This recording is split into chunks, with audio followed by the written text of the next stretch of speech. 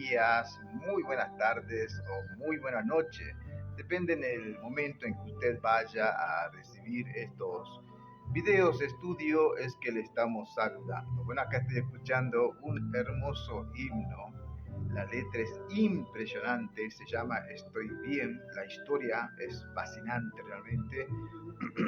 Es un himno que ha sido hecho mediante el dolor y la fe, pero muy, muy hermosa la letra. Escuchen un poquito más.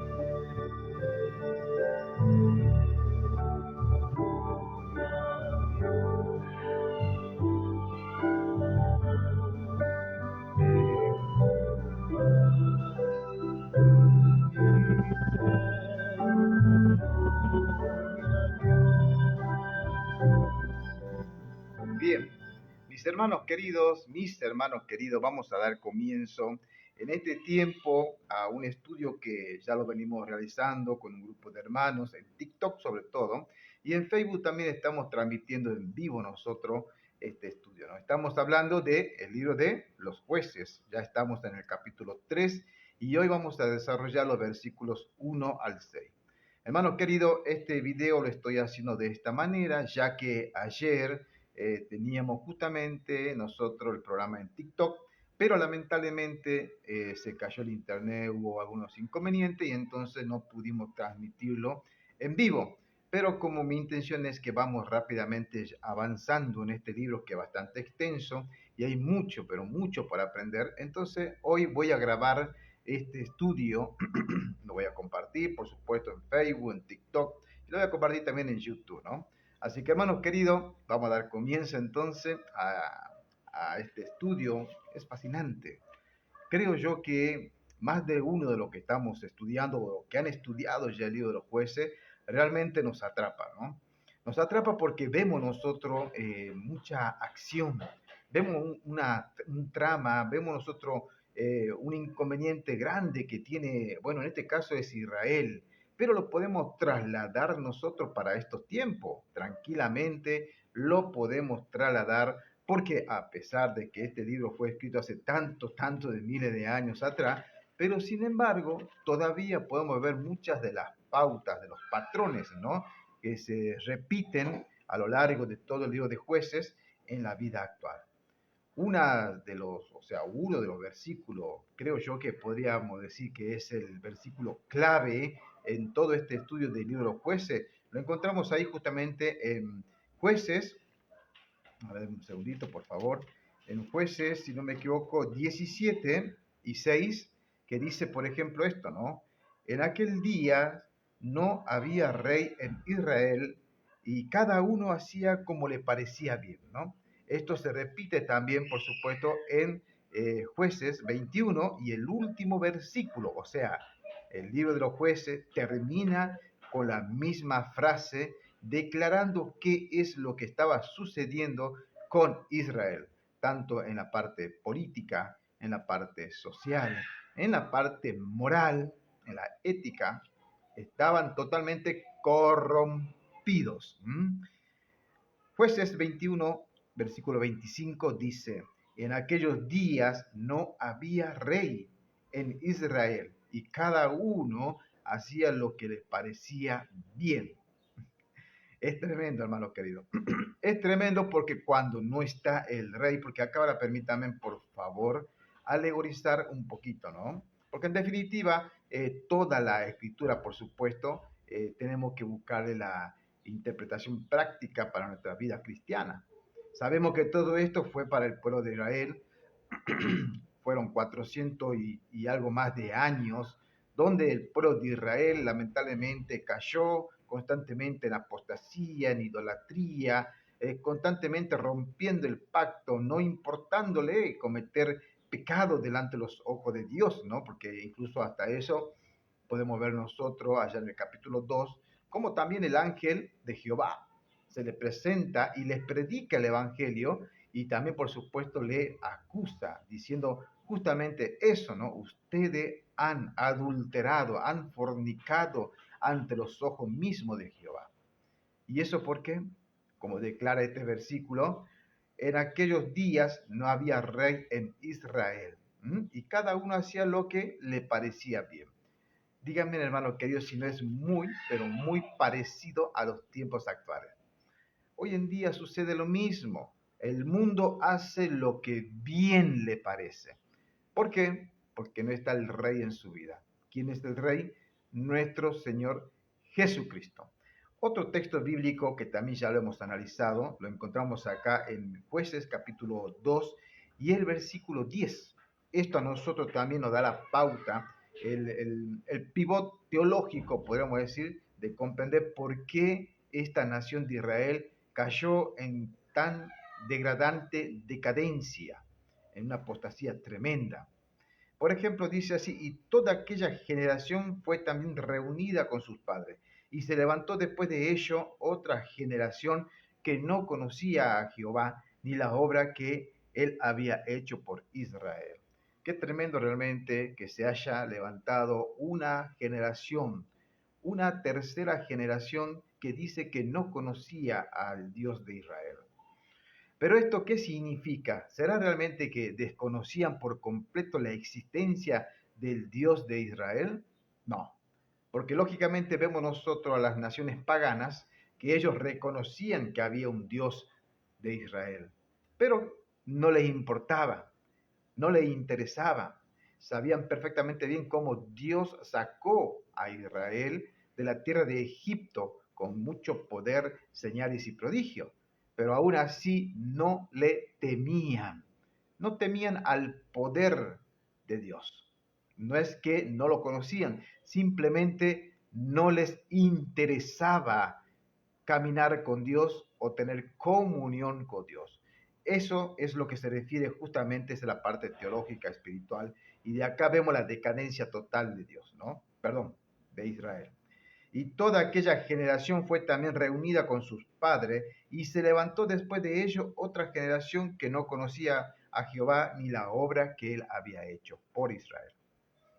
Ese es el reclamo que le hace el ángel de Jehová en el capítulo 2 y el versículo 1, 2 y 3, que dice, y el ángel de Jehová subió de Gilgal a Boquim y dijo, yo os saqué de Egipto y os introduje en la tierra de la cual había jurado a vuestros padres, y dije, no invalidaré jamás mi pacto con vosotros, con tal que vosotros no hagáis pacto con los moradores de la tierra, cuyos altares habéis de derribar, pero vosotros no habéis atendido mi voz porque habéis hecho esto. Por tanto, yo también dije, no los echaré delante de vosotros, sino que os serán por azote para vuestros costados. Y aquí nosotros veíamos ya, por supuesto, viendo todo este panorama, un breve repaso y lo estoy haciendo muy rápido porque quiero entrar en la otra parte. Vemos nosotros realmente cómo el ángel de Jehová, Dios mismo, aún tiene misericordia de esta nación tan rebelde y tan anárquica. Porque tranquilamente Dios podría haber mandado un ángel ejecutor, un ángel que realmente sea verdugo y acabe por lo menos con una gran parte de lo que es el pueblo de Israel. Pero en su misericordia Él manda al ángel de Jehová. Sabemos ya, habíamos dicho que este ángel de Jehová es la misma cristofanía de nuestro Señor Jesucristo antes de la encarnación. O sea, esta es la preencarnación de cómo Cristo se presentaba a los israelitas en aquellos tiempos. Hermanos queridos, todo este es el panorama que nosotros podemos ver realmente cómo es que Israel cae en apostasía. ¿Mm? Hay un texto bíblico, déjeme a ver si lo puedo encontrar rápidamente, donde a nosotros nos ve cómo Israel adoraba a los dioses cananeos, como Baal, por ejemplo, ¿no? Y ellos, acá esta parte es durísima, porque ellos, y lo voy a decir suavemente porque la Biblia lo va a decir crudamente con la palabra de Dios, porque ellos, hermanos queridos, se entretenían con este Baal. Vamos a ver un poquitito qué significa este, este nombre Baal, ¿no? Miren, Jeremías, anote esto, guárdelo bien profundamente, porque hay veces que puede haber corazones que quieran ser o pretender ser más buenos que Dios y digan, pero ¿por qué Dios trató así a la nación de Israel? ¿Por qué Dios, ya hemos visto también esto, por qué Dios manda a destruir a toda la nación, incluso matando a inocentes? Bueno, todo eso tiene respuesta que ya la hemos estudiado. Yo les invito, hermanos queridos, a que ustedes ingresen, por supuesto, a la página de YouTube. Ahí tengo más los videos y ahí, bueno, ustedes tranquilamente pueden analizar y chequear todo esto, ¿no? No lo voy a repetir ahora, por supuesto, porque ya lo hemos estudiado. Pero miren ustedes lo que dice en Jeremías capítulo 3 y voy a leer del versículo 8 en adelante. Bueno, y vi que por todas estas causas en las cuales fornicó la apóstata Israel, yo lo había despedido y le había dado la carta de su divorcio. Pero no tuvo temor la desleal Judá, su hermana, sino que también ella fue y fornicó. ¿Mm? Y sucedió que por la liviandad con que fornicó, la tierra fue contaminada y adulteró con la piedra y con el leño. Y con todo esto, la desleal, su hermana Judá, no se volvió a mí de todo su corazón, sino mentirosamente, dice Jehová. Y me dijo Jehová, justificado su alma, la apóstata Israel, en comparación con la desleal Judá. Ve y clama estas palabras hacia el norte y di, vuélvete, oh apóstata Israel. Dice Jehová, no haré caer mi rostro airado sobre vosotros, porque misericordioso soy yo, dice Jehová, no retendré para siempre el enojo. Solo reconoce tu iniquidad, porque contra Jehová tu Dios te has rebelado y has derramado tu camino a los extraños debajo de todo árbol frondoso, y no oíste mi voz, dice Jehová. Convertíos, hijos apóstata, dice Jehová, porque yo soy vuestro esposo. Presta atención, yo soy vuestro esposo, y os tomaré uno de una ciudad y dos de una familia, y os introduciré en Sión. Tengo que dejar la lectura bíblica. Permítanme un segundo, voy a encender la luz porque está un poquito oscuro acá.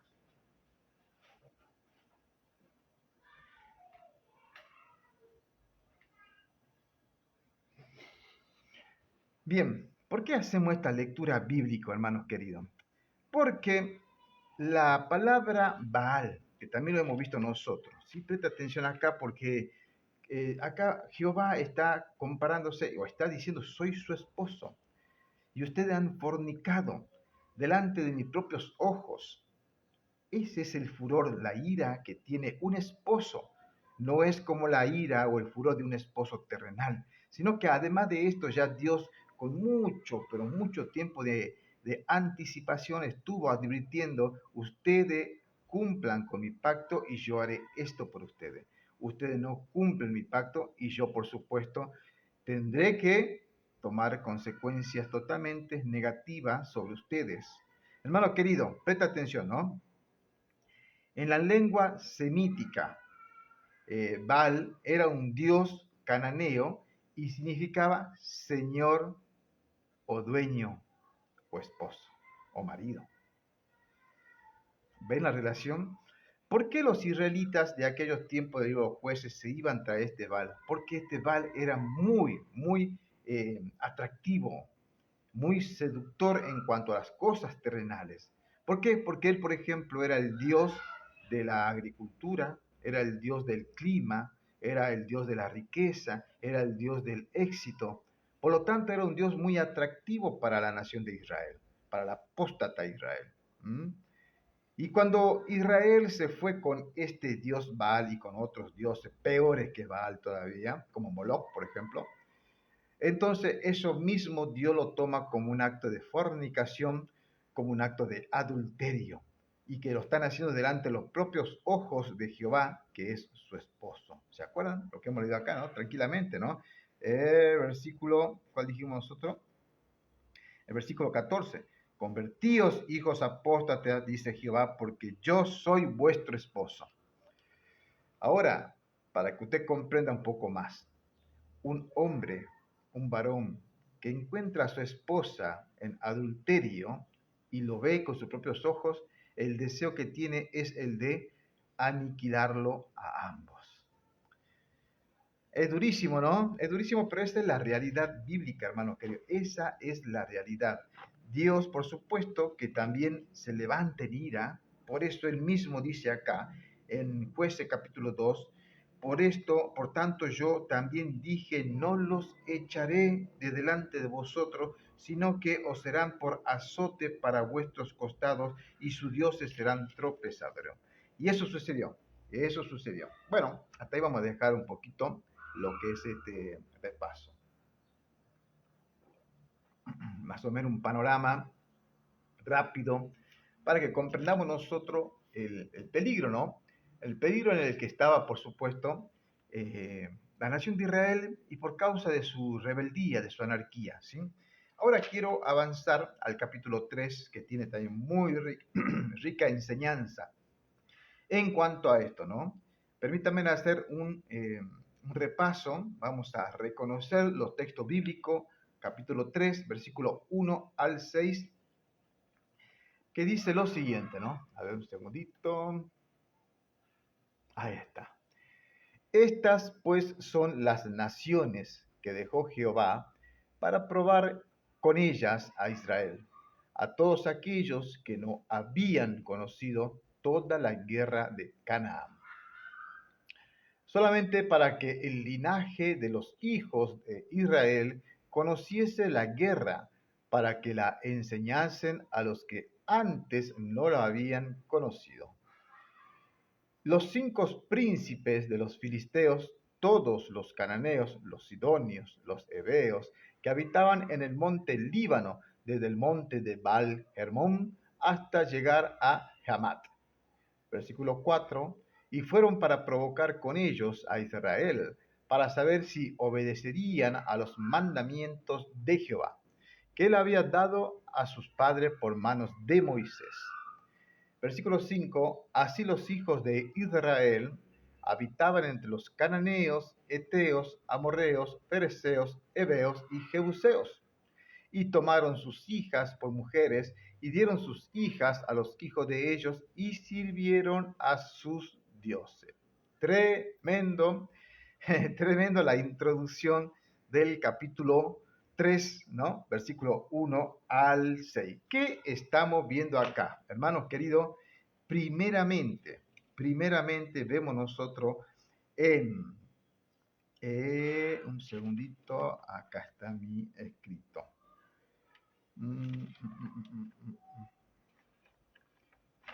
¿Dónde me quedé?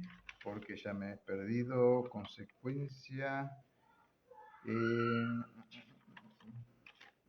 Perdón, hermanos, que se me traspapeló un poquitito los escritos. Acá está. Acá está. Perdón, mi hermano querido. Sucede. Bien. Vemos entonces nosotros en estos versículos del 1 al 6 que hay algo que es muy, muy importante. Porque acá cualquiera de nosotros, como podríamos decir, que Dios malvado o Dios, ¿por qué no perdonó a estas naciones? Pero acá hay un fin, hay un propósito. Dios no hace nada al albedrío, Él no es hombre para pensar o actuar como nosotros. Él lo que está haciendo acá es un fin pedagógico. Y aparte de eso, también comienza a mostrar cuál es el peligro de un sincretismo de cultura y un sincretismo espiritual. Todo esto ha llevado a la nación de Israel a un desgaste espiritual, ¿no? Versículo 1 y 2, vamos a rescatar algunas frases para hablar sobre esto. Por supuesto, recuerden ustedes, hermanos queridos, que estamos haciendo acá un análisis teológico, sacando aplicación práctica también para nuestra vida, ¿no? También hemos hecho ya un contexto histórico para analizar todo esto, ¿sí? Versículo 1 y 2. Voy a volver a repasar para que recordemos eso, ¿sí? Bien. Veamos un poquitito, versículo 1 y 2. Dice así. Estas pues son las naciones que dejó Jehová para probar con ella a Israel, a todos aquellos que no habían conocido todas las guerras de Canaán, solamente para que el linaje de los hijos de Israel conociese la guerra, para que la enseñasen a los que antes no lo habían conocido. Bien, un análisis más o menos rápido, teológico. Podemos hacer preguntas, ¿no? Preguntas de ¿cómo? ¿Cómo puede ser que Jehová Dios haya dicho que ha dejado naciones, que ya le hemos leído estas 5 naciones, ¿no? Para bueno, para que le estén justamente siendo como de estorbo, ¿no? De por costado, igual que los dioses iban a ser de estorbo para Israel. Pero era la consecuencia, hermanos queridos, que Dios ya advirtió muchísimo antes, que ya hemos leído todos esos textos bíblicos. Pero acá hay algo tremendo. Él dice así, ¿no? Estas pues son las naciones que dijo Jehová para probar con ellas a Israel. Era una prueba. Esta era como una segunda oportunidad, podríamos decir. Ya que ellos habían fallado al pacto anterior, cuando Dios dijo, ustedes deben de echar, eliminar, aniquilar, destruir, matar todo lo que está en ese lugar. Y yo les ayudaré. Pero rompieron y quebrantaron ese pacto, ¿no? Entonces acá Dios le está por dar una segunda oportunidad, por eso lo está por probar. Él es movido a misericordia. Es un Dios perdonador, lento, tardo para la ira, ¿no? Algo más tremendo que dice acá, para probar con ella a Israel a todos aquellos que no habían conocido la guerra de Canaán. ¿Cómo que no conocieron? No, no conocieron porque estaban haciendo alianzas para cobrar tributos. No querían pelear. Por lo tanto, esa fue la manera en que Israel rompió el pacto, ¿no? Y el versículo 3 dice, solamente para instruir. Ahí está lo que le estoy diciendo. Esto tiene un fin pedagógico, una enseñanza. Las pruebas, hermanos queridos, son enseñanzas. Es la oportunidad para que nosotros podamos salir bien librados de esas pruebas y por supuesto glorificar el nombre de Dios. Acá estas naciones que le iban a hacer mucho daño a Israel, 400 y pico de años han tenido que estar sufriendo el hostigamiento de naciones feroces, que esclavizaban, le quitaban sus alimentos, mataban. Bueno, tremendo todas las cosas que hacían justamente estas naciones, pero por causa del endurecimiento de la nación de Israel, ¿no? Y no conocían la guerra. Ahora dice que tenían que ser instruidos al linaje de los hijos de Israel. O sea, una enseñanza exclusivamente para Israel, que aprendan a hacer la guerra. Tienen que aprender a guerrear contra todas estas naciones. Y uno dice, pero ¿por qué Dios, que no es un Dios de paz, un Dios de misericordia? Mi hermano querido, hay una guerra santa, hay una orden divina de parte de Dios acá, ya instalada, que Dios quiere retomar con Israel. Son para probar todo esto. Ustedes tienen que aprender a guerrear. Y además que en aquellos tiempos no solamente podríamos estar, o Israel podría sobrevivir simplemente con paz y amor. No. Eran tiempos donde se necesitaba un escudo y una espada, una lanza, un arco y flecha, donde se necesitaba tener estrategia militar y tener armas bélicas, lo más moderno en tecnología de aquellos tiempos, para poder luchar y sobrevivir a aquellas naciones que le estaban hostigando, ¿no? Como por ejemplo vemos a Josué.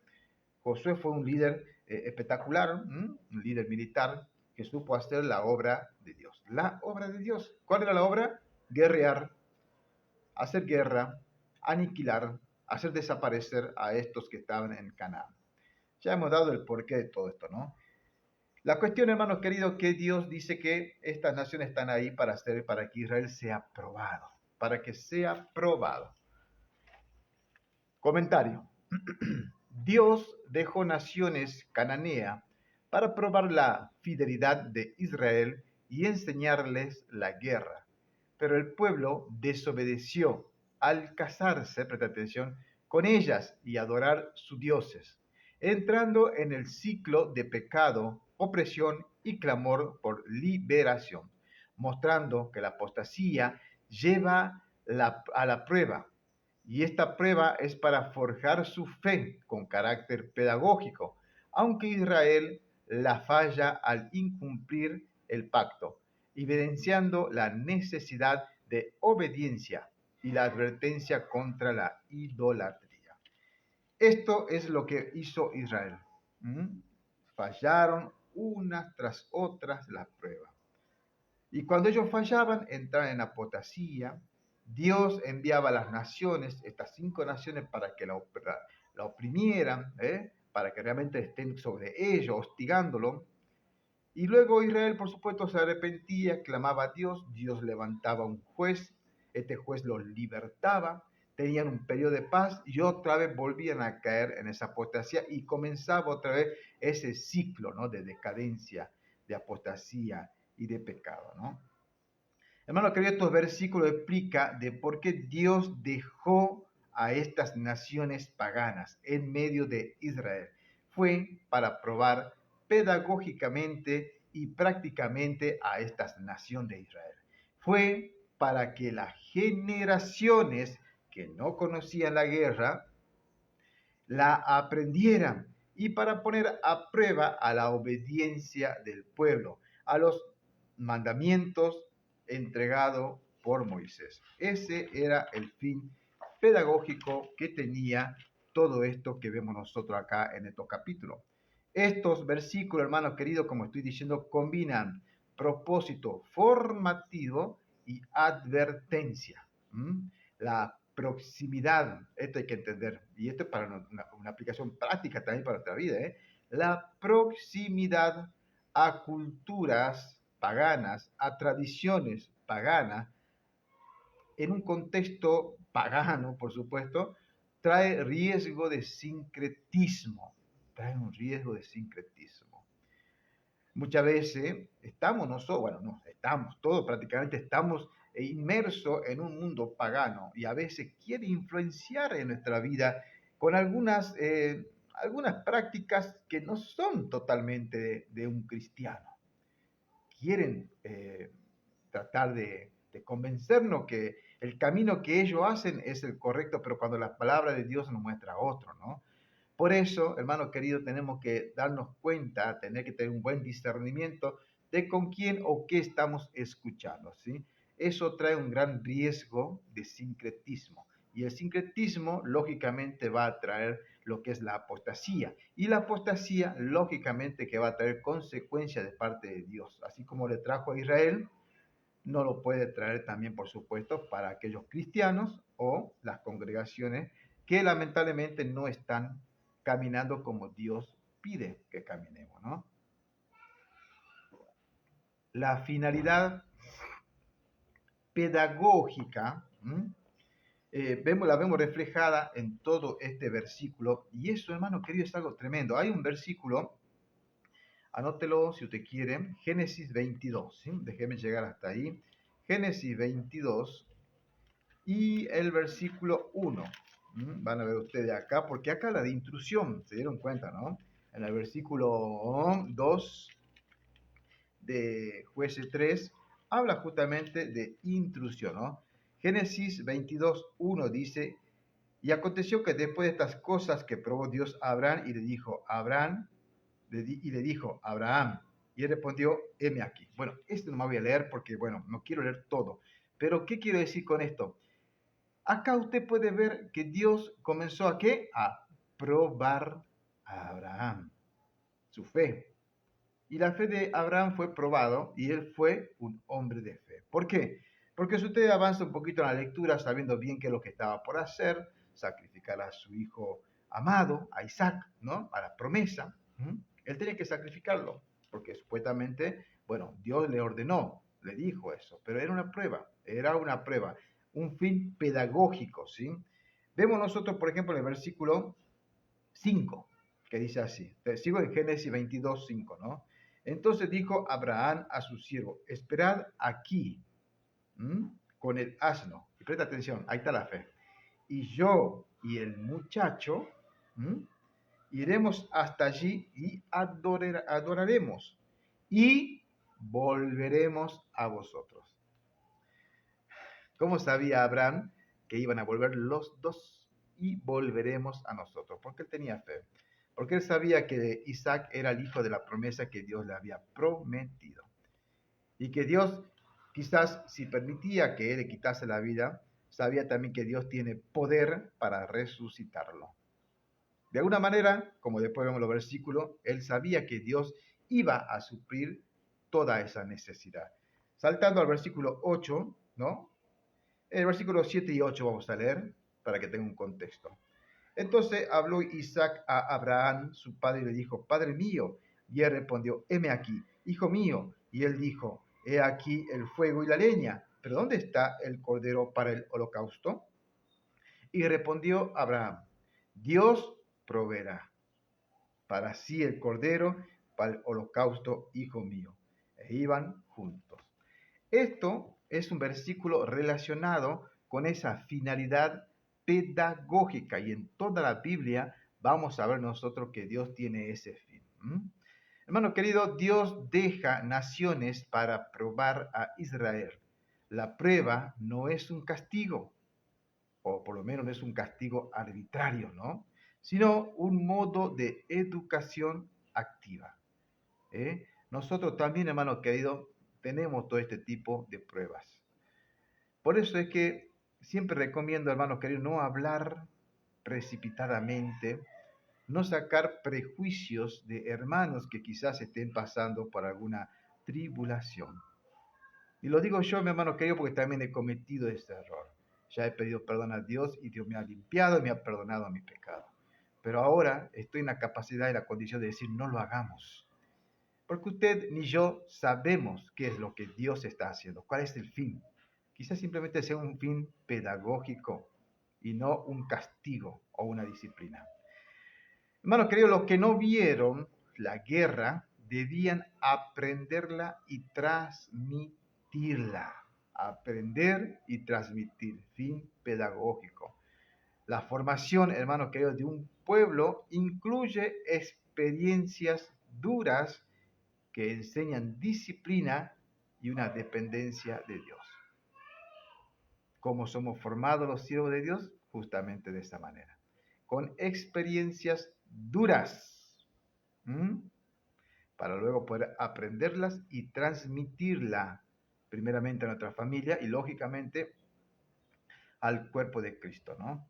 Hermano querido, la formación, como dije, de un pueblo incluye experiencias duras que enseñan disciplina, dependencia de Dios y también, por supuesto, una destreza práctica, porque un obrero, un siervo de Dios, tiene que tener destreza práctica. En este caso, el pueblo de Israel era para la guerra.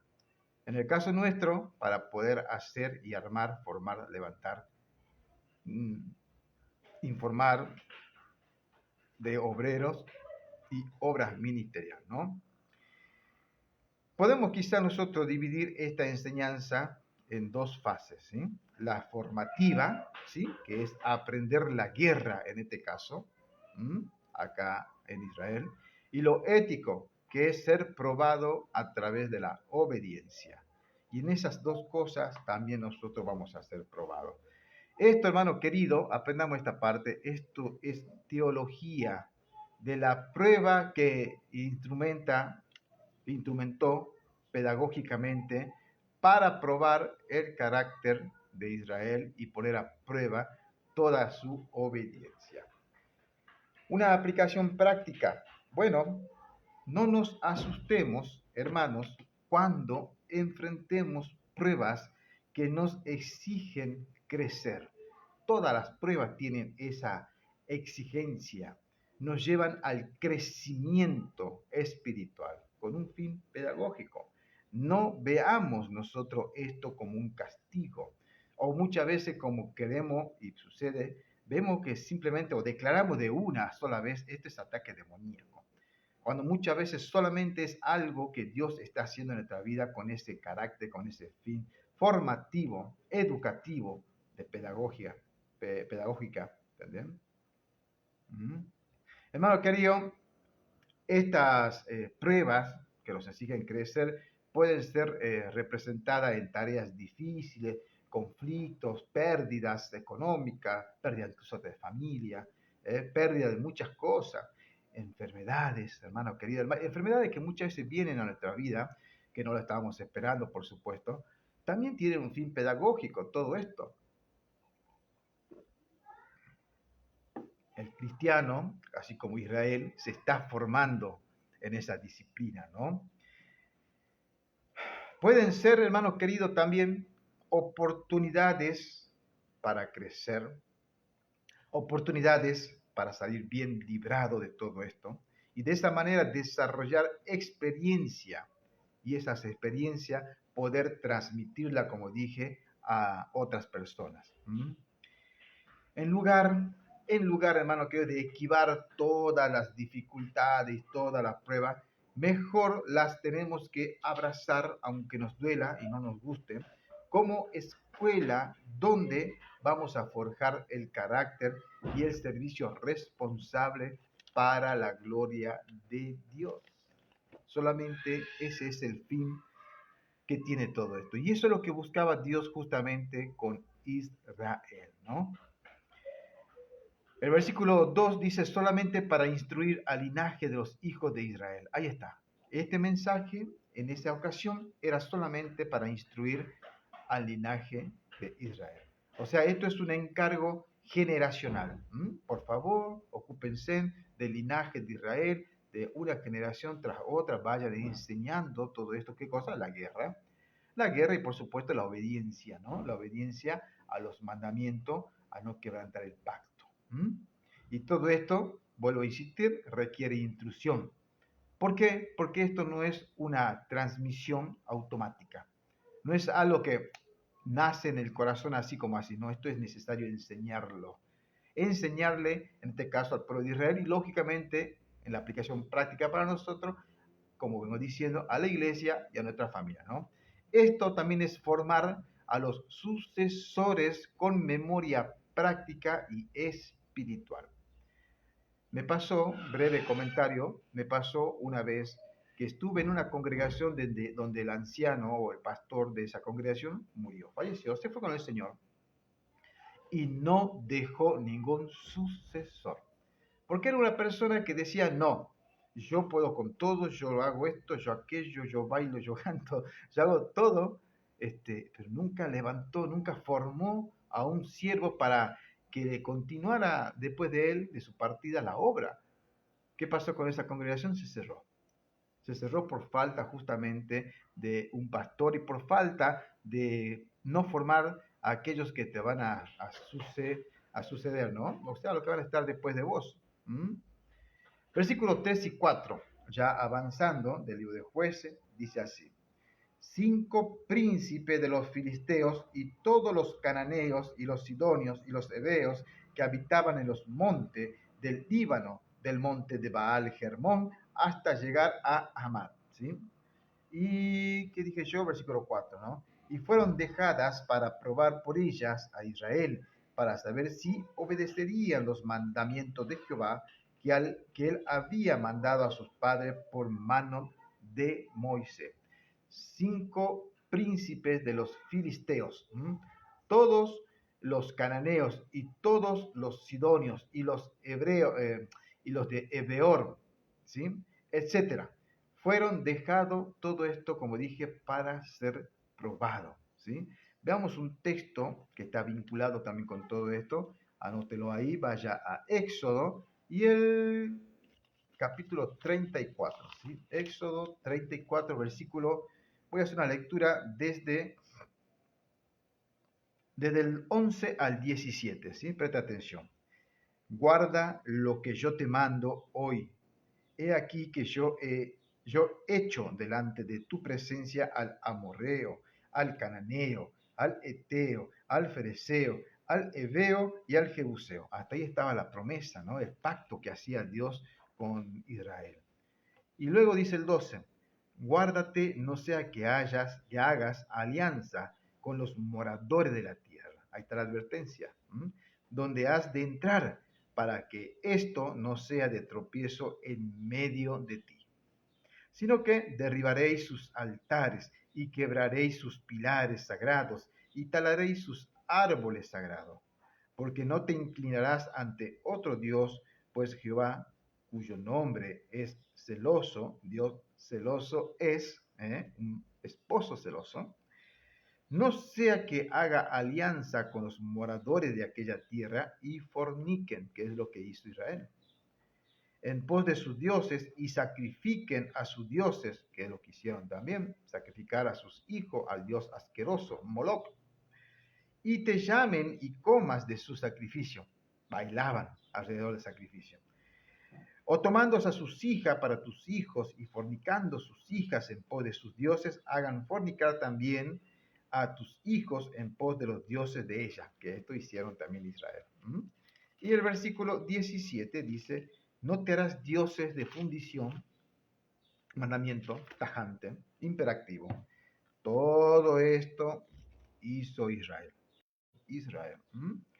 El peligro, a ver, no sé qué pasó, el peligro de las culturas paganas y el riesgo del sincretismo de adoptar prácticas y dioses ajenos, estos mandamientos que daba Dios acá, un pacto, tenían la intención de proteger a Israel la identidad teológica y práctica. Esa era una protección, proteger a Israel y proteger su identidad teológica, o sea, sus enseñanzas bíblicas.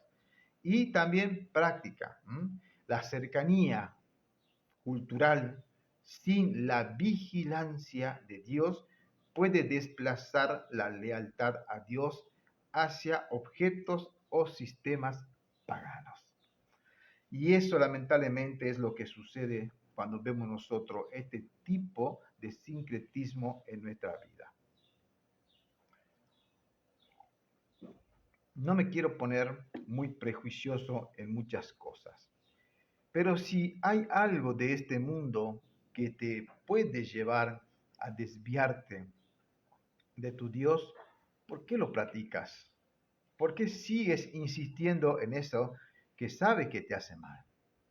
Hay personas que, por ejemplo, cierto estilo de música mundana no le afecta para nada, solamente es música y ya.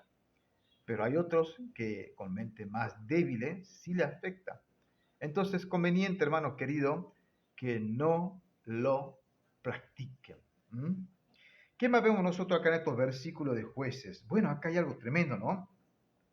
El versículo 4 dice, y fueron dejadas para probar a Israel, para saber si obedecerían los mandamientos de Jehová que habían mandado a sus padres por mano de Moisés. Como hemos leído ya allá en Éxodo 34, no cumplieron nada de eso, ¿sí?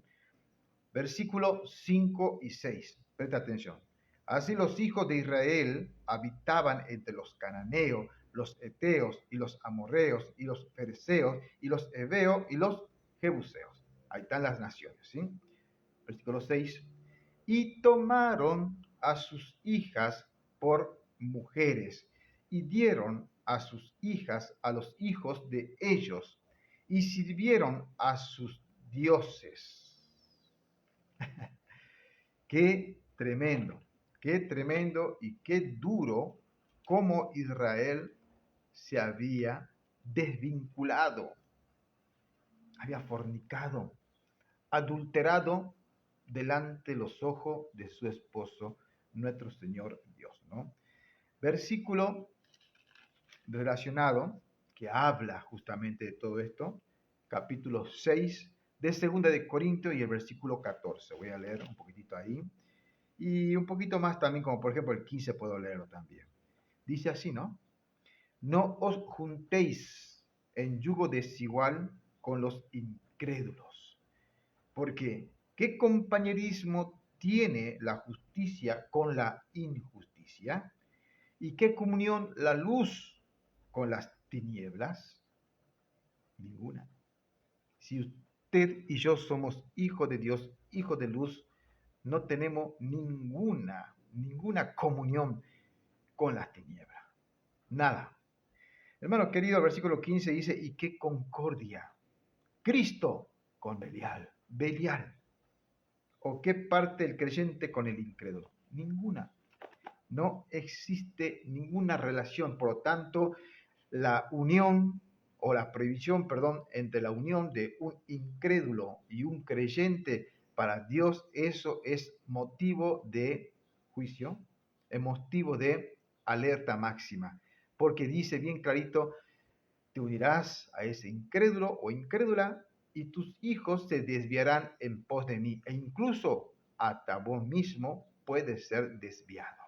Pero algunos me dirán, bueno, pero yo me he casado con un inconverso y hoy es un hijo de Dios. Gloria a Dios por eso. Pero eso no es el caso en su mayoría. Gracias al Señor que se convirtió, pero no todos pueden decir lo mismo. ¿Por qué ir en contra de lo que Dios deja establecido? ¿Por qué desobedecer un mandamiento tan claro? No unáis en un yugo desigual con los incrédulos. Solamente para probar, para decir, a ver, yo puedo convertir, llevar los pies de Cristo. Gloria a Dios si eso pasó. Pero en muchos y miles de los casos no pasó así. Y terminaron siendo ellos mismos apartados y yendo incluso detrás de los ídolos, y sus hijos, por supuesto, no conociendo a Jehová, Dios, yéndose detrás de ídolos. Entonces no hay una garantía de decir, no, bueno, yo me junto con un inconverso y total lo voy a convertir. Hermanos queridos, no es así.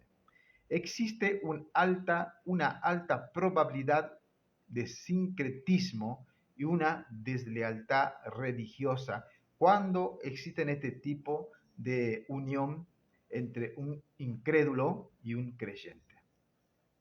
Una gran probabilidad en ese sincretismo de que va a haber una deslealtad religiosa. La fe se puede perder en estas personas. No estoy hablando de pérdida de salvación, sino que estoy hablando de aquellas personas que no van a tener la fe salvífica, sino van a tener la fe de los demonios. ¿Se acuerdan, Santiago? Los matrimonios mixtos, o sea, un creyente y una incrédula o un creyente, etc.